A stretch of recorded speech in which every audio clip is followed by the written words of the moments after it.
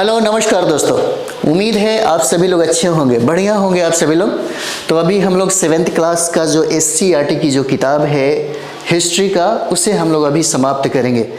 तो चलिए हम लोग प्रारंभ करते हैं। ईस्ट इंडिया कंपनी अगला जो टॉपिक हमारा हो जाएगा, ईस्ट इंडिया कंपनी है।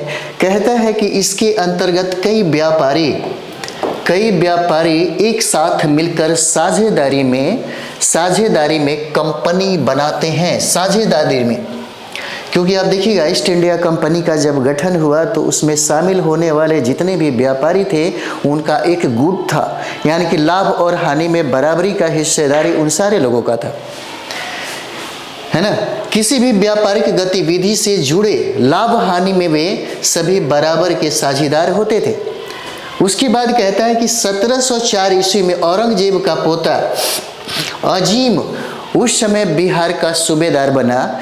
सूबेदार ये पूछा जाता है कि अजीम जो है कब बिहार का सूबेदार बना, तो 1704 ईस्वी में। और अजीम ने पटना का नाम बदल करके अजीमाबाद रख दिया। इसलिए कभी कभी पटना का नाम अन्य नामों से भी हम लोग जानते हैं, जैसे में कुसुमपुर के नाम से जाना जाता है, पाटलिपुत्र के नाम से जाना जाता है, कुसुमपुर के नाम से जाना जाता है, पोलीब्रोथा के नाम से जाना जाता है, मतलब बहुत सारे नाम हैं। तो ये पूछा जाता है कि अजीमाबाद किसने नाम रखा, तो अजीमाबाद औरंगजेब का पोता था जिसका नाम था अजीम, है ना। और अजीम बिहार का सूबेदार बना और उसके बाद ये बिहार का नाम चेंज कर दिया, उसने अपने नाम पर बिहार का नाम रखा। चलिए नेक्स्ट हम लोग यहाँ पर देखेंगे। लोदियों का मोहल्ला था लोदी कटरा। लोदियों का मोहल्ला था जिसको हम लोग लोदी कटरा कहते हैं, लोदियों का मोहल्ला। मुगल सेना के, है ना, बढ़िया, मुगल सेना के अधिकारी जहाँ रहते थे उसको मुगलपुरा कहा जाता था। मुगलपुरा, जैसे आप देखिएगा पटना कलम जब आप पढ़िएगा तो पटना कलम में, यानी कि जब मुगल बादशाह का पतन होना शुरू हो गया, जब मुगल बादशाहों का जो क्षमता है चित्रकारों को और कलाकारों को रखने की जो क्षमता खत्म हो जाती है, तब वो वहाँ से पलायन कर जाते हैं। और पलायन करने के बाद ये लोग पहुँचते हैं पटना में, और पटना में वो लोग बहुत ऐसे मोहल्ला का निर्माण करते हैं जहाँ पे वो लोग पेंटिंग करते हैं, कलाकारी करते हैं। वही चीज़ें आपको बताता है लोदियों का मोहल्ला लोदी कटरा, और मुगल सेना के अधिकारी जहाँ रहते थे मुगलपुरा कहलाता था। और शेरशाही परिवार के रहने की जो जगह है कैवा शिको हो जाता है।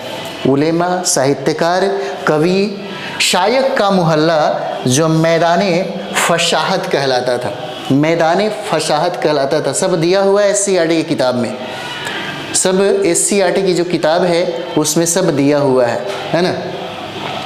चलिए आगे देखते हैं हम लोग। सदर उस सुदूर क्या है, तो मुख्य न्यायाधीश का निवास स्थान है, सदर गली कहलाता है, सदर गली, है ना। जैसे सदर कोर्ट के नाम से भी आप लोग जानते होंगे, है ना। तो वही चीजें है सदर उश सुदूर, यानी कि मुख्य न्यायाधीश का निवास स्थान, जिसको हम लोग सदर गली के नाम से जानते हैं। अंग्रेजों द्वारा पटना सिटी के गुलजार बाग मोहल्ले में गंगा नदी के किनारे एक व्यापारिक कोठी 1620 ईस्वी में बनाया है। 1620 ईस्वी में एक व्यापारिक कोठी बनाया, है ना, अंग्रेजों द्वारा पटना सिटी के गुलजार बाग मोहल्ले में गंगा नदी के किनारे एक व्यापारिक कोठी का निर्माण 1620 ईस्वी में बनाई।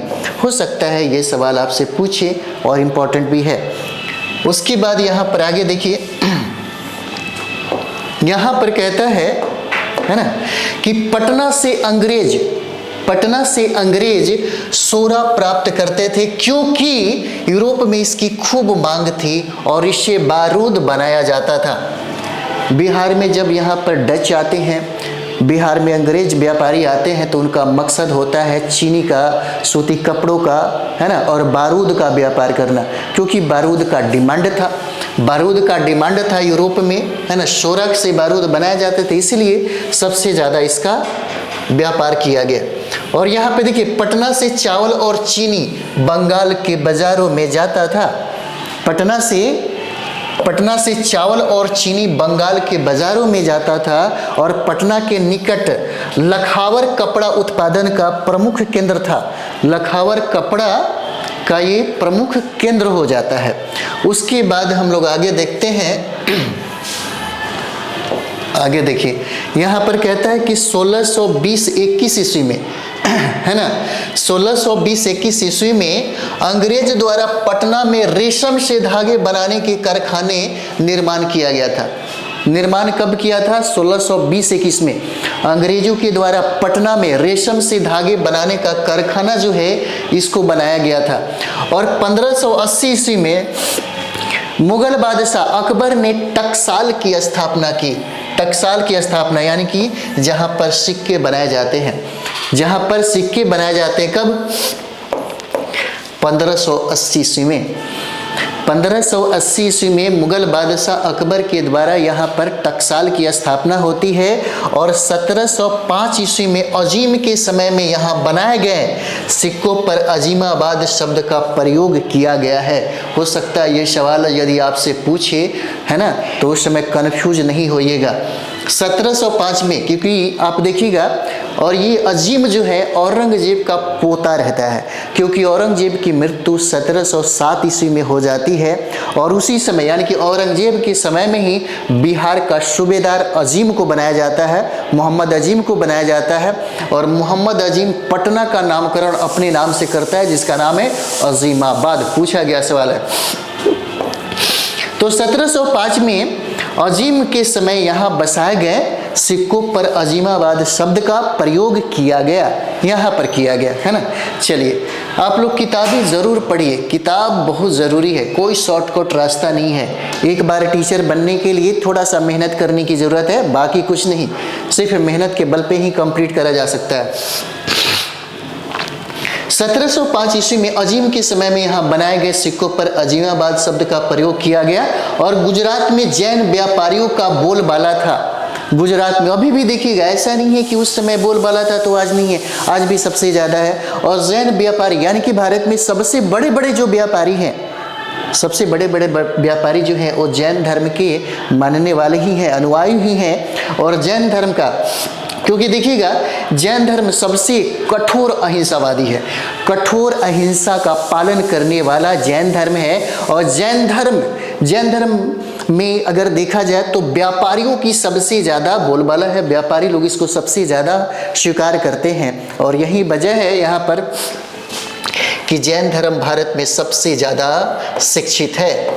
जैन धर्म वाले भारत में सबसे ज़्यादा शिक्षित हैं और जैन धर्म वाले सबसे ज़्यादा अमीर भी हैं। इनके पास करुणा सबसे ज़्यादा है, करुणा सबसे ज़्यादा है।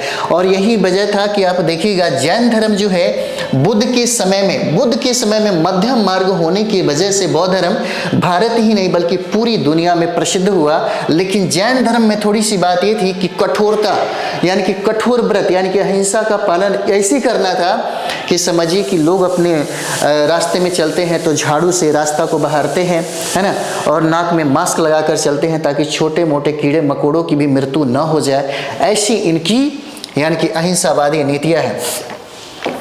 और ये भी कहा जाता है कि महात्मा गांधी ने अहिंसा व्रत का पालन जो है इसी जैन धर्म से ही सीखा, इसी जैन धर्म से ही उन्होंने लिया और सीखा। तो पश्चिमी भारत व्यापार का प्रमुख केंद्र था। और 17वीं सदी के आरंभ में भारत आने वाले एक अंग्रेज व्यापारी पीटर मुंडी ने भारतीय बाजारों का वर्णन किया है। भारतीय बाजारों का वर्णन किया किसने किया? तो पीटर मुंडी ने किया है ना। ये पीटर मुंडी हो जाते हैं, सॉरी एक मिनट, पीटर मुंडी हो जाएंगे। मैं थोड़ा सा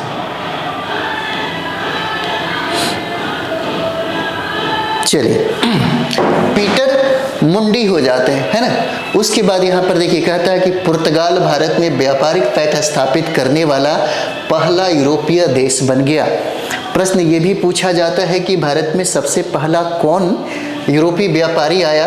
तो यहाँ पर याद रखिएगा जिसको हम लोग पुड और डेफरा, ये ट्रिक्स है याद रहेगा, पुड और डेफरा। पुष्य हो जाएगा पुर्तगाल, सबसे पहले पुर्तगाली आया भारत में, उसके बाद डच आया भारत में, उसके बाद अंग्रेज आया भारत में, है ना, अंग्रेज आया भारत में, उसके बाद डेनिस आया भारत में, है ना, और डेनिस के बाद अंतिम ये देखते हैं फ्रांसीसी आया भारत में, फ्रांसीसी भारत में आया, है ना। ये हो जाता है पुर्तगाली, डच, अंग्रेज और डेनिस। उसके बाद है फ्रांसीसी। पुड और डेफ्रा, पुड और डेफ्रा बोलते हैं भारत में सबसे पहले आने वाला जो यूरोपीय कंपनी है वह पुर्तगाली है और सबसे बाद में भी गया, सबसे पहले आया और सबसे बाद में गया, है ना। चलिए आगे हम लोग बढ़ते हैं। यहाँ पर कहता है कि पुर्तगाल ने अपने मजबूत एवं श्रेष्ठ जहाजी शक्ति का इस्तेमाल कर हिंद महासागर से लाल महासागर के समुद्री मार्ग पर एक एकाधिकार जमा लिया। और ये बात सच थी, जब ये पुर्तगालियों के द्वारा जो नए नए आविष्कार किए जा रहे थे, जब ये अफ्रीका होता हुआ, जब अटलांटिक से सटे अफ्रीका होता हुआ जब हिंद महासागर को पार करते हुए जब ये पहुंचता है भारत में, तो एक चीज़ तो ज़रूर हो गई थी, अरब व्यापारियों के द्वारा जो व्यापार था उसको ठप कर दिया गया था।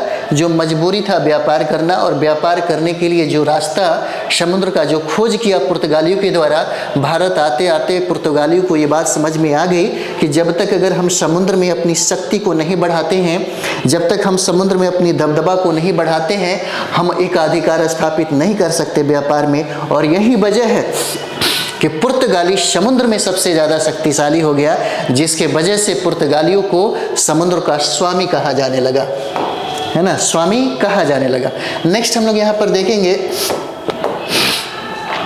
17वीं शताब्दी में यूरोप के अन्य देश इंग्लैंड, हॉलैंड, डच, फ्रांस के व्यापारियों ने भारत के साथ व्यापार करने के लिए ईस्ट इंडिया कंपनी बनाई इन लोगों ने, और अंग्रेजों ईस्ट इंडिया कंपनी ने अपने व्यापारिक गतिविधियों को संचालित करने के लिए कलकत्ता, मद्रास, बंबई में कोठियों का निर्माण करवाया। अंग्रेज भी, क्योंकि आप देखते हैं सबसे पहले अगर हम लोग बात करें तो पटना में भी डच का कोठी बनाया जाता है ना, डच का कोठी बनाया जाता है। यहाँ पर पुर्तगाली भी अपना काम करता है। साथ ही साथ अगर देखें तो सबसे ज़्यादा जो सफल होता है वह सफल होता है east India company. East India company जो है भारत में सबसे ज़्यादा सफल हो जाता है, और बाकी जितने भी जैसे हम लोग डच देखेंगे या फ्रांसीसी देखेंगे, सारे लोगों का अंत किया जाता है अंग्रेजी सरकार के द्वारा, ईस्ट इंडिया कंपनी के द्वारा।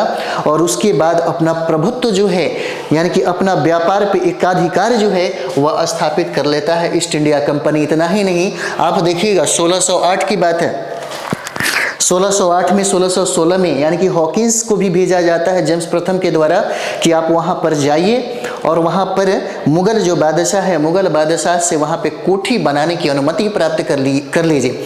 हालांकि हॉकिंस बहुत प्रयास करता है, लेकिन पुर्तगालियों के विरोध की वजह से वहाँ वह सफल नहीं हो पाता। लेकिन बाद में जब टॉमस रो भारत आता है तो टॉमस रो से प्रभावित होकर के, और ये भी कहा जाता है कि टॉमस रो जो है मुगल के कुछ अधिकारियों को घूस दे करके वो पटा लेता है, और पटाने की वजह से जहांगीर उसको अनुमति देता है कि ठीक है, आप यहाँ भारत में अपनी व्यापार जो है कोठी खोल करके आप चला सकते हैं, जो वहाँ पे वो सफल हो जाता है ना। उसके बाद यहाँ पर देखेंगे भारत में विदेशी व्यापारी आने का क्रम क्या है, तो पुर्तगाली, डच, अंग्रेज, डेनिश, फ्रांसीसी, बहुत बार पूछा हुआ सवाल है, VBI है जो हम लोगों ने बात किया था। सबसे पहले पुर्तगाली आया, और पुर्तगाली ने सबसे पहले कौन आया, पुर्तगाली आया, है ना। जैसे हम लोग यहाँ पर देखिए, यहाँ पर कहता है कि पहली व्यापारिक कोठी कोची में कब, तो 1503 में स्थापित किया गया, 3 में स्थापित किया गया। उसके बाद आइए मंदिर नगर और तिरुपति जो है, यहाँ पे तीर्थ स्थल की बात करें तो तीर्थ स्थल इस समय होता है पुष्कर, और प्रशासनिक नगर हो जाता है दिल्ली, और बंदरगाह नगर हो जाता है गोवा। मंदिर नगर अगर पूछे तो तिरुपति बताइएगा, और तीर्थ स्थल अगर पूछे तो पुष्कर हो जाएगा। प्रशासनिक नगर दिल्ली है, और बंदरगाह नगर कौन सा हो जाएगा, तो गोवा हो जाएगा, है ना। और वाणिज्यिक नगर पटना हो जाएगा। वाणिज्यिक नगर क्या है, तो पटना हो जाएगा। चलिए नेक्स्ट हम लोग देखते हैं। अध्याय 7 है, और अध्याय 7 में हम लोग देखेंगे सामाजिक सांस्कृतिक विकास। सामाजिक सांस्कृतिक विकास, मध्यकाल में भारत में आकर बसने वाले सबसे महत्वपूर्ण वर्ग कौन था, मुसलमान का था मध्यकाल में। और यही वजह होता है कि प्राचीन भारत के इतिहास में मध्यकालीन भारत का इतिहास और आधुनिक भारत के इतिहास तीनों को डिवाइड किया गया है, अलग अलग किया गया है। क्योंकि भारत में मध्यकाल में यहाँ से देखिए तुर्की आते हैं, मंगोल आते हैं, है ना, बाबर आते, बहुत सारे ऐसे लोग हैं जो आकर के यहाँ पे बस जाते हैं और बसने के बाद भारत को ही अपना आशियाना बना लेते हैं। उसी तरीके से भारत में आर्य भी आए थे और आर्य भी भारत में विदेश से आने के बाद उन्होंने भी भारत को अपना आशियाना बनाया। और अंग्रेजी सरकार जब ईस्ट इंडिया कंपनी जब भारत में आई तो बहुत ऐसे लोग थे जो भारत छोड़ करके बाहर नहीं गए, अपने देश नहीं गए, यहीं पे रुक गए, है ना। तो मध्यकाल में भारत में आकर बसने वाले सबसे महत्वपूर्ण वर्ग कौन था? मुसलमान का था। इस्लाम धर्म का अभ्युदय अरब प्रायद्वीप में 7वीं सदी में हुआ। 7वीं सदी में होता है कौन सा? इस्लाम धर्म का अभ्युदय जो है अरब प्रायद्वीप में 7वीं सदी में हुआ और 8वीं शताब्दी के आरंभ में मोहम्मद बिन कासिम के नेतृत्व में सिंध और दक्षिण पश्चिमी पंजाब में अरबों का शासन स्थापित हुआ। किंतु अरबों का राजनीतिक जो वर्चस्व है वह सीमित क्षेत्रों में अल्पकाल तक ही रहा और 1206 में दिल्ली सल्तनत की स्थापना हुई। एक चीज़ और भी देखिए, यहाँ पर कहता है कि मोहम्मद बिन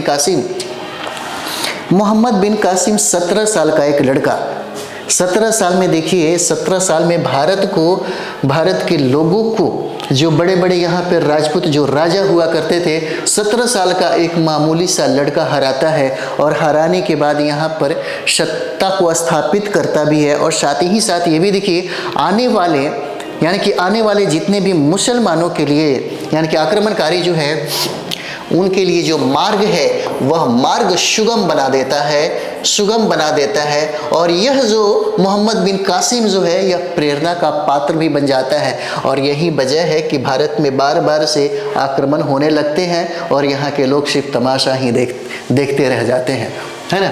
तो आरंभ में मोहम्मद बिन कासिम के नेतृत्व में सिंध और दक्षिण पश्चिमी पंजाब में अरबों का शासन स्थापित हुआ, किंतु अरबों का राजनीतिक वर्चस्व सीमित क्षेत्रों में अल्पकाल तक ही रहा और 1206 में दिल्ली सल्तनत की स्थापना होती है।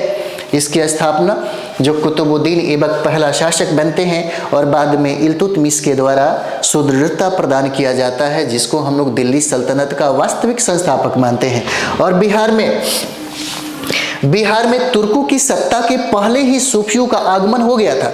सूफी संत जो थे, है ना, सूफी संतों ने बहुत अच्छा काम किया, क्योंकि समरसता, प्रेम, मोहब्बत, करुणा, इसका संदेश ही ये लोग देते थे। एकता पे सबसे ज़्यादा बल थी, वैराग्य की कुछ बातें होती थी, अध्यात्म की कुछ बातें होती थी, उस पे इन लोगों ने सबसे ज़्यादा वर्क किया। तो बिहार में तुर्कों की सत्ता के पहले ही, यदि पूछे कि तुर्कों की सत्ता के पहले ये सूफियों का आगमन था या बाद में था, तो आप बताइएगा, है ना, कि इनका आगमन जो है वह पहले हुआ। और मनेर में आकर बसने वाले इमाम ताज फकीर बिहार के पहले सूफी संत थे, यह भी पूछा जा सकता है, इंपॉर्टेंट है, बहुत ही वीवीआई हो जाता है ना, बहुत ही वीवीआई है। बिहार में तुर्कों की सत्ता के पहले ही सूफियों का आगमन हो गया था और मनेर में आकर, मनेर कहाँ पे है? तो मनेर ये बिहार के पटना में है और पटना बिहार का राजधानी है। आकर बसने वाले इमाम ताज फकीर बिहार के पहले सूफी संत थे, है ना। नेक्स्ट हम लोग देखेंगे यहाँ पे इस्लाम धर्म का, इसमें कुछ खूबियां भी हैं। जैसे हम लोग यहाँ पर देखिए, कहता है कि इस्लाम धर्म का जाति पाति में विश्वास नहीं था।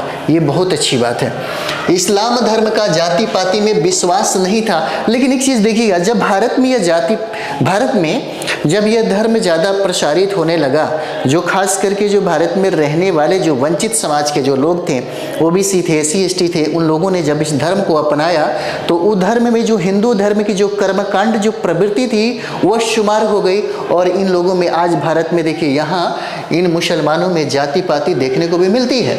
यहाँ पे कुछ है जो यहाँ पे दिखता है, बाकी जो पढ़े लिखे जो प्रगतिशील विचारधारा के जो लोग हैं इस चीज़ को नहीं मानते हैं। यानी कि मूल की अगर बात करें हम लोग इस्लाम धर्म के मूल में, उसमें जाति पाति नाम का कोई भू भी नहीं था। ये तो भारत में, पूरी दुनिया में सबसे ज़्यादा लोग जाति पाति सीखा कहाँ से? भारत से सीखा, क्योंकि भारत की जाति व्यवस्था ही इतना कुरूप है।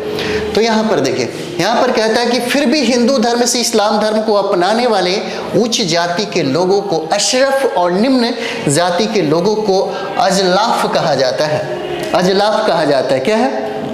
यहाँ पे कहता है फिर भी हिंदू धर्म से इस्लाम धर्म को अपनाने वाले, है ना, क्योंकि यहाँ पर देखिए जितनी भी लगभग अगर हम लोग बात करें तो लगभग 90% जो मुसलमान भारत में है, 90% जो मुसलमान भारत में है, एक ज़माने में वो हिंदू थे। एक ज़माने में वो क्या थे? हिंदू थे। तो हिंदू जो थे, ये इस समय जो हिंदू थे, जो बाद में ट्रांसफॉर्म करने के बाद, यानी कि धर्म को परिवर्तित करने के बाद जब इस्लाम धर्म को अपनाया, ये मुगलों और तुर्कों की बात है, उस समय की बात है। जब उन्होंने अपनाया तो यहाँ से जो बड़े जाति के, उच्च जाति के जो लोग थे और निम्न जाति, सभी जाति के लोगों ने इस धर्म की तरफ रुख किया। जब अपनाया तो उन लोगों ने कुछ मूल जो थी जाति पाति, छुआछूत, ऊंच नीच की जो भेदभाव जो पहले से इनमें चली आ रही थी, वो यहाँ पर आकर के क्या हुआ? स्थापित हो गया। नहीं तो पहले इस इस्लाम धर्म में जाति पाति नाम का कोई चीज़ था ही नहीं, है ना। तो यही यहाँ पर कह रहा है, यानी कि हिंदू धर्म से इस्लाम धर्म को अपनाने वाले उच्च जाति के लोगों को अशरफ और निम्न जाति के लोगों को अजलाफ कहा जाता है। लेकिन अब मुसलमान में भी कई जाति में लोग बट गए हैं, जैसे शेख, सनद, मालिक, पठान और अंसारी। इस तरह से डिवाइड किया गया यहाँ पर। चलिए नेक्स्ट आगे हम लोग बढ़ते हैं। दक्षिण भारत में भक्ति आंदोलन की शुरुआत। दक्षिण भारत में भक्ति आंदोलन की शुरुआत। भक्ति आंदोलन में यहाँ पर देखिए, भक्ति आंदोलन को आम लोगों तक पहुँचाने का श्रेय तमिल क्षेत्र यानी कि दक्षिण भारत के अलवार और नैनार संतों तक जाता है। अलवार और नैनार संतों तक जाता है। जैसे नैनार जो है, नयन, जैसे आप देखते हैं तीसरी आंखें जो है किसके पास है? शिव के पास है। तो नैनार जो है ये शैव धर्म को मानने वाले लोग हैं, शैव धर्म। और जो अलवार है ये वैष्णव धर्म को मानने वाले लोग हैं, वैष्णव धर्म को, है ना। तो ये चीजें हैं। नैनार एवं अलवार ये दोनों घुमक्कड़ संत थे। एक स्थान से दूसरे स्थान, दूसरे स्थान से तीसरे स्थान, हमेशा इनका ठिकाना बदलते रहता था, इसीलिए इनको घुमक्कड़ी भी कहा जाता है। नैनार एवं अलवार जो है घुमक्कड़ संत थे, जो गांव गांव जाकर देवी देवताओं की प्रशंसा में भजन कीर्तन करते थे, भजन कीर्तन करते थे। और इन संतों का संबंध नीची जाति के लोगों से भी था, नीची जाति के लोगों से भी था। क्या कहता है? भक्ति आंदोलन को आम लोगों तक पहुंचाने का श्रेय किसको जाता है? यदि आपसे सवाल पूछिए कि भक्ति आंदोलन को आम लोगों तक, यानी कि देखिएगा, आम लोग कहने का मतलब है सबसे निचले तह पे, सबसे अंतिम पायदान पे, सबसे जो लास्ट में खड़े हुए लोग हैं वहां तक, और वहां तक पहुंचाने का श्रेय जो है वह तमिल क्षेत्र के, है ना, अलवार एवं नैनार संतों का माना जाता है। इसलिए जब ये प्रश्न पूछे तो बिल्कुल यही क्षेत्र हो जाएगा, दक्षिण भारत हो जाएगा, है ना। ये आपका दक्षिण भारत हो जाएगा, जिनका संबंध यहाँ पे नीची तथाकथित नीची जातियों के साथ भी था। और यहाँ पे कहता है कि नैनार शिव की उपासना करने वाला, नैनार मतलब शिव की उपासना करने वाला, और अलवार जो है विष्णु की उपासना करने वाला को कहा जाता है। पूछा जा सकता है, पूछा भी गया है, नैनार जो है, नैनार किस धर्म को मानने वाले थे? अलवार किस धर्म को मानने वाले थे? तो नैनार जो है ये शिव के उपासक थे और अलवार जो है विष्णु के उपासक थे। नैनार की संख्या 63 थी, नैनार की संख्या 63 थी। इसमें कुम्हार, अस्पृश्य, कामगार, किसान, शिकारी, सैनिक, ब्राह्मण आदि भी शामिल थे। किसमें? नैनार की संख्या में। और नैनार की संख्या यहाँ पे 63 बताया जा रहा है, 63। इसमें कुम्हार, अस्पृश्य, कामगार, किसान, शिकारी, सैनिक, ब्राह्मण आदि शामिल थे, है ना। चलिए आगे हम लोग बढ़ते हैं। और यहाँ पर कहता है आपसे, अपार, सिबंदर, सुंदरार, मणिकम आदि नैनार संत थे, नैनार संत थे। नैनार यानी कि शैव धर्म के उपासक थे, ये शैव धर्म के उपासक थे। और इनके गीतों के संकलन को तेब्रम और तिरुवाचकम कहा जाता है, जो इम्पोर्टेंट है आपके लिए। अपार, सिबंदर, सुंदरार, मणिकौ आदि नैनार संत थे और इनके गीतों के संकलन को तेब्रम और तिरुवाचकम कहा जाता था। अलवार संत की संख्या यहाँ पर 12 बताया जा रहा है, अलवार संत की संख्या। और अलवार संत के जो लोग थे वह विष्णु के उपासक थे। और परियलवर वार, है ना, अरलवार और पुत्री अंडाला जो है यहाँ पे ये प्रसिद्ध थी, जो अलवार संत थी। भक्ति काल में ही महान दार्शनिक शंकराचार्य का जन्म केरल में 8वीं सदी के उत्तरार्ध में हुआ। ये शंकराचार्य का जो जन्म है, पूछा अगर जाए तो केरल में 8वीं सदी के उत्तरार्ध में इनका जन्म हुआ था। और इन्होंने बताइए शंकराचार्य ने ईश्वर के प्रति भक्ति के लिए अद्वैतवाद के सिद्धांत का प्रतिपादन किया। अक्सर पूछा जाता है कि अद्वैतवाद का सिद्धांत किसने दिया, अद्वैतवाद का सिद्धांत किसने दिया, तो ये शंकराचार्य हो जाएंगे। अद्वैतवाद का सिद्धांत किसने, तो शंकराचार्य ने दिया। शंकराचार्य द्वारा स्थापित किए गए 4 मठ थे। उत्तर में बद्रीनाथ का जो आश्रम है वह उत्तराखंड में हो जाता है। दक्षिण में श्रृंगेरी है ना, जो श्रृंगार के नाम से जानते हैं, तमिलनाडु में स्थित है। और उसके बाद जो पूरब में हम लोग देखते हैं, पूरब में पूरी बनाया गया मठ जिसको गोवर्धन पीठ के नाम से जाना जाता है, पूरब में है ना, गोवर्धन पीठ के नाम से जानते हैं। और पश्चिम में जो मठ बनाया गया द्वारिका में, और ये शारदा पीठ के भी नाम से हम लोग जानते हैं। यहाँ से अक्सर पूछा जाता है सवाल, इसलिए इसे याद रखिएगा, इंपॉर्टेंट है आपके लिए, है ना। तो यहाँ पर देखिए कहता है कि 12वीं सदी के मध्य में बाशवना के नेतृत्व में दक्षिण भारत में वीरशैव आंदोलन शुरू हुआ। 12वीं सदी के मध्य में पूछा जा रहा है, 12वीं सदी के मध्य में कहाँ पर, बाशवना के नेतृत्व में, वाशवना के नेतृत्व में दक्षिण भारत में वीरशैव आंदोलन शुरू हुआ है। वीरशैव आंदोलन जो है यह शुरू हुआ। उसके बाद यहाँ पे देखिए महाराष्ट्र में भक्ति आंदोलन। तो महाराष्ट्र में भक्ति आंदोलन देखिएगा तो रामानुज के विचारों का प्रभाव दक्षिण भारत से महाराष्ट्र तक फैला। दक्षिण भारत से महाराष्ट्र तक फैला किसके समय में, यानी कि रामानुज का जो विचार है, यह विचार का प्रभाव जो है दक्षिण भारत से महाराष्ट्र तक फैला।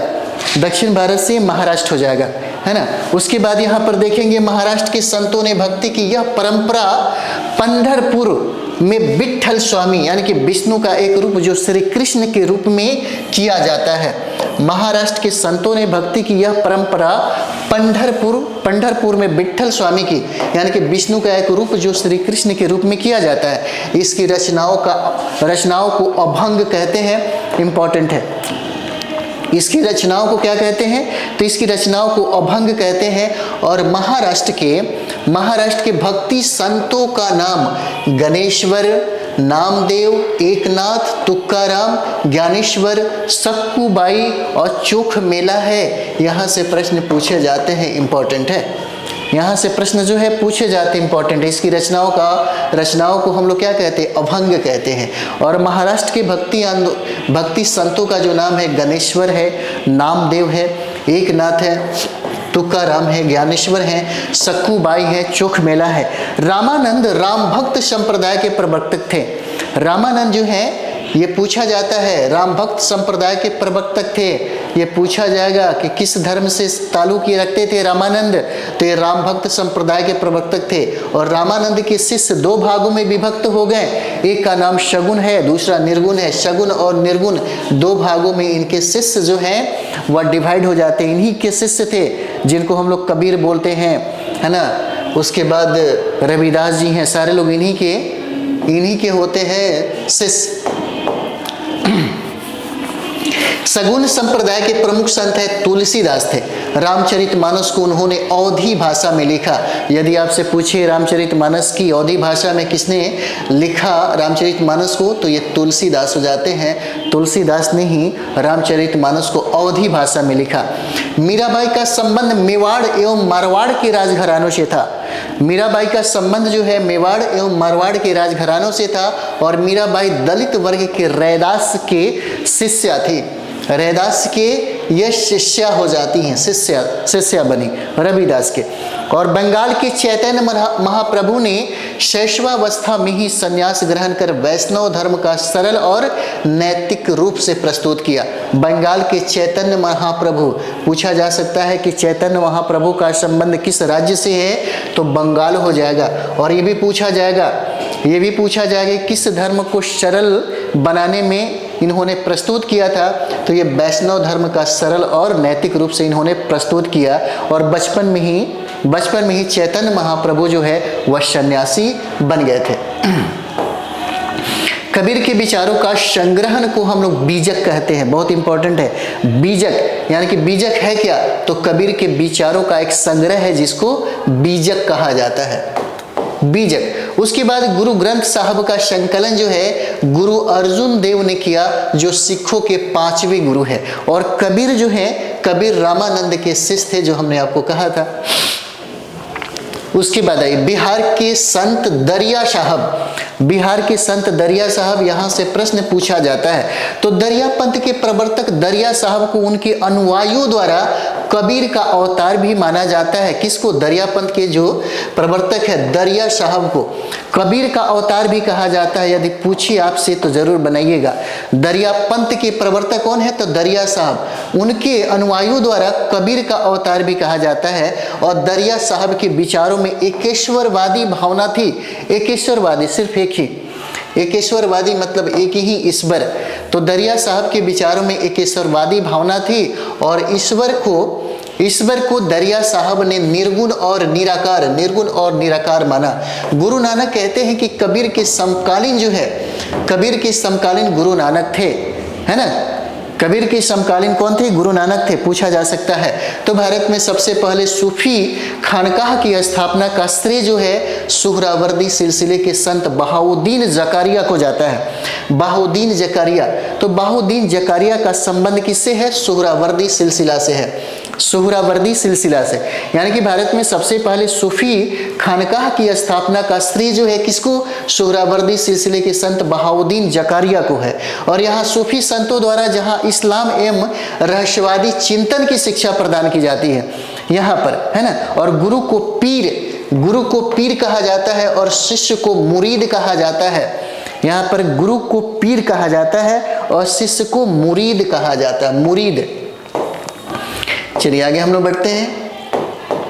यहाँ पे होगा फुलवारी शरीफ खान काट, यानी कि यहाँ मुगल बादशाह औरंगजेब द्वारा लिखित कुरान प्रति सुरक्षित है। यहाँ पर फुलवारी शरीफ खान काट में यहाँ पर मुगल बादशाह औरंगजेब द्वारा लिखित कुरान जो है, प्रति जो है इसका सुरक्षित है। और इस खानकाह में अरबी फारसी भाषाओं की जानकारी प्राप्त करने राजा राम मोहन राय भी आए हुए थे। इम्पोर्टेंट है। इस खानकाह में, कहाँ पे? फुलवारी शरीफ खानकाह में, जहाँ पे औरंगजेब द्वारा लिखित कुरान की एक प्रति भी यहाँ पे सुरक्षित है। और इसी खानकाह में अरबी फारसी, क्योंकि अरबी फारसी के सबसे बड़े जानकार भी थे राजा राम मोहन राय, और इन्होंने अरबी फारसी भाषाओं की जानकारी प्राप्त करने के लिए फुलवारी शरीफ खानकाह आए हुए थे। और खानकाह लाइब्रेरी 400 वर्ष पुराना है। इंपॉर्टेंट है आपके लिए। खानकाह जो लाइब्रेरी है 400 वर्ष क्या है? पुराना हो जाएगा। चलिए आगे हम लोग देखते हैं। भारत का सबसे लोकप्रिय सिलसिला चिश्ती था, जिसकी स्थापना अजमेर शरीफ में ख्वाजा मोइनुद्दीन चिश्ती के द्वारा किया गया। पूछा जाता है यहाँ पे कि चिश्ती सिलसिले की स्थापना किसने किया था और कहाँ पे हुआ? तो इसकी स्थापना अजमेर शरीफ में हुआ और ख्वाजा मोइनुद्दीन चिश्ती के द्वारा इसकी स्थापना किया गया, चिश्ती का। और चिश्ती सिलसिले को लोकप्रिय बनाने का श्रेय जो है निजामुद्दीन औलिया को जाता है। निजामुद्दीन औलिया का संबंध भी पूछा जाता है कि निजामुद्दीन औलिया का संबंध किससे है? तो यह चिश्ती सिलसिला से हो जाता है। चिश्ती सिलसिला जिसकी स्थापना किसने किया था? तो मोइनुद्दीन चिश्ती के द्वारा किया गया अजमेर शरीफ में, है ना। और बिहार में देखिए, बिहार में फिरदौसी सिलसिले के संतों में हजरत मखदूम शराफुद्दीन याहिया मनेरी का विशेष महत्व हो जाता है। ये इंपॉर्टेंट है ना, ये आपके लिए इंपॉर्टेंट है। बिहार में फिरदौसी सिलसिले के संतों में हजरत मखदुद्दीन शराफुद्दीन याहिया मनेरी का जो है विशेष महत्व हो जाता है। और बिहार शरीफ में मनेरी साहब का मजार भी है। मनेरी साहब का मजार तो पूछा गया सवाल है कि बताइए कि बिहार शरीफ में मनेरी साहब का, यानी पूछा गया कि मनेरी साहब का जो मजार है कहाँ पे है? तो बिहार शरीफ में है। दरगाह बोलते हैं हम लोग। मोइनुद्दीन चिश्ती का दरगाह जो है अजमेर में है। दरगाह पूछा जाता है। इन संतों का संबंध किस जगह से है ये भी देख लीजिए, इसे याद रखिएगा, इंपॉर्टेंट है ना। निजामुद्दीन औलिया का जो संबंध है वह दिल्ली से है। निजामुद्दीन औलिया का संबंध दिल्ली से, और शंकर देव का संबंध असम से है। नामदेव का संबंध पंजाब से है। मीराबाई का संबंध राजस्थान से है। और संत दरिया साहब का संबंध बिहार से है। इंपॉर्टेंट है। अलवार और नैनार का संबंध दक्षिण भारत के संत से है है ना। तो निजामुद्दीन औलिया का संबंध किससे? दिल्ली से। शंकर देव का संबंध असम से, नामदेव का संबंध पंजाब से, मीराबाई का संबंध राजस्थान से, संत दरिया साहब का संबंध बिहार से, अलबार और नैनार का जो संबंध है दक्षिण भारत के संतों से हो जाता है ना। चलिए उसके बाद हम लोग यहाँ पर देखते हैं, उसके बाद हम लोग यहाँ पर देखें, है ना। ये आपका हो जाएगा अध्याय 8 है ना। अध्याय ये आपका 8 है और यहाँ पर कहता है कि क्षेत्रीय संस्कृतियों का उत्कर्ष भाषा एवं साहित्य। क्षेत्रीय संस्कृतियों का उत्कर्ष जो है भाषा एवं साहित्य, इसमें देखिए विजयनगर साम्राज्य में तेलुगु साहित्य का विकास हुआ।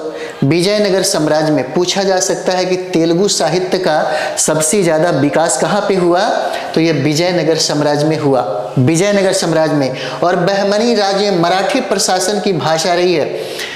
बहमनी राज्य में यानी कि प्रशासन की जो भाषा है वह मराठी रहा है, मराठी। और मराठी लिखा था किसने? बाल गंगाधर तिलक ने। और बंगाल के शासक नुसरत शाह ने रामायण और महाभारत का बंगाली अनुवाद कराया। बंगाली अनुवाद कराया, अगर ये पूछे सवाल तो बंगाल का शासक था जिसका नाम था नुसरत शाह, और नुसरत शाह ने ही रामायण और महाभारत का बंगाली में अनुवाद कराया, ये पूछा जा सकता है आपसे, है ना। उसके बाद यहाँ पर देखेंगे हम लोग, चलिए उसके बाद यहाँ पर देखिए कहता है कि अलाउल ने जैनपुर के मलिक मोहम्मद जायसी द्वारा हिंदी में रचित पद्मावत का बंगाल में अनुवाद किया। और इस काव्य में अलाउद्दीन खिलजी के चित्तौड़ अभियान को आधार बनाकर एक प्रेम कहानी लिखी गई, एक प्रेम कहानी लिखी गई। यहाँ पे अलाउल ने जैनपुर के मलिक मोहम्मद जायसी द्वारा हिंदी में रचित, क्योंकि पूछा जाता है कि कौन ऐसे लेखक हैं जिन्होंने पद्मावत की रचना किया, तो पद्मावत की रचना किसने किया? मलिक मोहम्मद जैसी के द्वारा किया गया। और ये कहा जा रहा है काव्य बंगाल में अनुवाद किया, और इस काव्य में अलाउद्दीन खिलजी के चित्तौड़ अभियान का आधार बनाकर एक प्रेम कहानी लिखा गया यहीं पे पद्मावत में। और तुलसीदास ने रामचरितमानस की रचना अवधी भाषा में की। तुलसीदास ने रामचरितमानस की रचना अवधी भाषा में की, और इसके नायक राम थे तुलसीदास के। बिहार की भाषाओं में, है ना, देखिए कहानी लिख देने के बाद यहाँ पे लोग इसी कहानी में असली भगवान को ढूंढने लगते हैं। Oh my God. चलिए आगे हम बढ़ते हैं। तुलसीदास ने रामचरितमानस की रचना अवधी भाषा में की। इनके नायक कौन थे? राम थे। और देखिए बिहार की भाषाओं में मैथिली भाषा सबसे उन्नत एवं विकसित है, और यह तिरहुत क्षेत्र के दरभंगा प्रमंडल में बोली जाती है। तिरहुत क्षेत्र के है ना। देखिए सबसे बड़ी बात क्या है, सबसे बड़ी बात क्या है, देखिए किताबें, बहुत सारे लोग कहते हैं कि किताबें बहुत ज़्यादा पढ़ना है। अगर मानते हैं हम लोग 6ठा 7वां 8वां 9वां 10वां 5 क्लास की किताबें पढ़ना है, जिसमें हमको सोशल साइंस पढ़ना है, साइंस पढ़ना है, मैथ पढ़ना है और रीडिंग पढ़ना है ना। और सारे लोगों के लिए अलग अलग है, और इसी 5 सब्जेक्ट से ही अलग अलग जिनकी ज़रूरत है। जैसे में मानते हैं कि जिसका सब्जेक्ट कॉम्बिनेशन में अगर इतिहास हो तो यहाँ से 6 क्लास से लेकर के 10th क्लास तक इतिहास पढ़ेगा। सब्जेक्ट कॉम्बिनेशन में यदि पॉलिटी है तो पॉलिटी 6 क्लास से लेकर 10th तक पढ़ेगा। उसी तरीके से पीआरटी के जो विद्यार्थी हैं, पीआरटी के विद्यार्थी जो 1 to 5 का तैयारी कर रहे हैं, उनके लिए भी 6 क्लास से लेकर के 10th क्लास का जो लेवल है, जो एससीईआरटी की किताबें है, उसको पढ़ना पड़ेगा, ताकि वहाँ से अगर प्रश्न पूछता है, क्योंकि प्रश्न वहीं से पूछता है, कहीं से भी आप पढ़ लीजिए, कुछ भी पढ़ लीजिए, है ना, किसी का नोट्स पढ़ लीजिए, सार संग्रह पढ़ लीजिए, उसका ज़्यादा असर, उसका ज़्यादा फायदा नहीं होगा जितना फायदा आपके एससीईआरटी पढ़ने के बाद मिलेगा, एससीईआरटी पढ़ने के बाद मिलेगा, है ना। तो एससीईआरटी में बहुत ताकत है, बहुत दम है। अगर वहाँ से पढ़ लिया जाए तो टीचर की सारी जो है, चाहे वह पीआरटी की बात हो, टीजीटी की बात हो, पीजीटी की बात हो, सारे के सारे कोर्स वहाँ से कंप्लीट हो जाएंगे। बड़ी बात नहीं है ना। चलिए आगे देखते हैं। विद्यापति मैथिली के एक प्रसिद्ध कवि थे। विद्यापति मैथिली के एक प्रसिद्ध कवि थे, और अकबर के राज दरबार में जसवंत और दशावन नामक प्रसिद्ध चित्रकार थे, और इन्होंने फारसी कहानियों को चित्रित किया। फारसी कहानियों को उन्होंने क्या किया? चित्रित किया। महाभारत और महाभारत और अकबरनामा जैसे ग्रंथों की चित्रकारी इन्हीं को सौंपी गई थी, इन्हीं को सौंपी गई थी, है ना। तो यहाँ पर देखिए ये दोबारा हम लोगों ने इसको किया, है ना। तो चलिए यहाँ पर देखते हैं कि बिहार की भाषाओं में मैथिली भाषा सबसे प्रमुख था, और क्षेत्र भी पूछा जाता है कि मैथिली का क्षेत्र क्या है, तो तिरहुत क्षेत्र हो जाएगा। दरभंगा प्रमंडल में बोली जाती है, और विद्यापति जो है, है ना, मैथिली के एक प्रसिद्ध कवि थे यहाँ पर। चलिए आगे बढ़ते हैं हम लोग। बिहार में संगीत देखिए, बिहार में संगीत यहाँ पर कहता है कि पटना में ख्याल और ठुमरी को विशेष लोकप्रियता मिली। पटना में क्या है, ख्याल और ठुमरी को विशेष यहाँ पर लोकप्रियता मिली, और बिहार में चिंतामणि नामक एक प्रसिद्ध संगीतज्ञ हुए जिन्हें बिहारी बुलबुल की उपाधि प्रदान की गई है। अब जरा सोचिए, बिहारी बुलबुल की उपाधि किनको प्रदान किया गया, तो यहाँ पर बिहार के एक सिंगर थे, एक प्रसिद्ध संगीतज्ञ थे जिनका नाम था चिंतामणि। और चिंतामणि के बारे में अगर पूछ दे कि बिहारी बुलबुल के नाम से किसको जाना जाता है, तो बिहारी बुलबुल चिंतामणि को कहा जाता है ना।